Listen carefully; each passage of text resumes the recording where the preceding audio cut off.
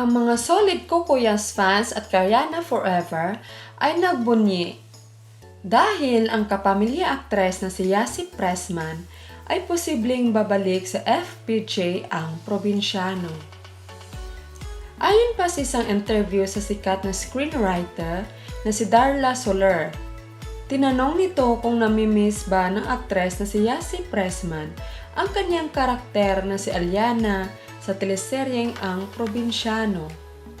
At sinagot naman ito ng aktres na walang pag-aalinlangan. Dito rin inamin ni Yasi Pressman na talaga naman medyo nalungkot siya nung namamaalam o nawala siya sa teleseryeng Ang Probinsyano. Ayon pa sa aktres, sobrang napamahal na nga siya sa teleseryeng ito at lalong-lalo na sa mga cast, crew at kay Cardo Dalisay o kay Coco Martin sa totoong buhay.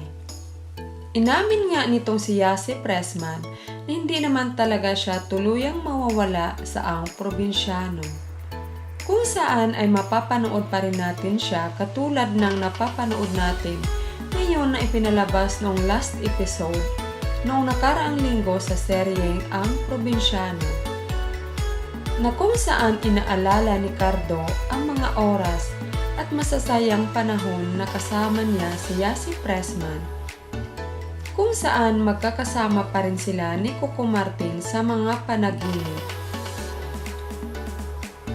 Dagdag pa ng aktres, kahit malungkot at kahit marami ang pinagdadaanan, lalo na sa tambalang Kukuyas, ay mananatili pa rin itong matatag at masaya para sa kaliwat kanang project na in-offer sa kanya.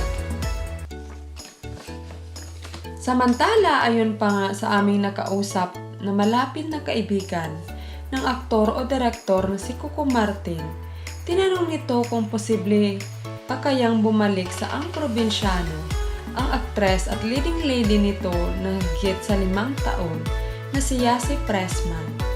Subalit, ngumiti lang ang aktor sa naging tanong nito. Kaya naman dahil sa balitang ito, naging palaisipan naman ito sa mga fans ng dalawa na posible pa ring bumalik sa seryeng Ang Probinsyano ang aktres na si Yasi Pressman.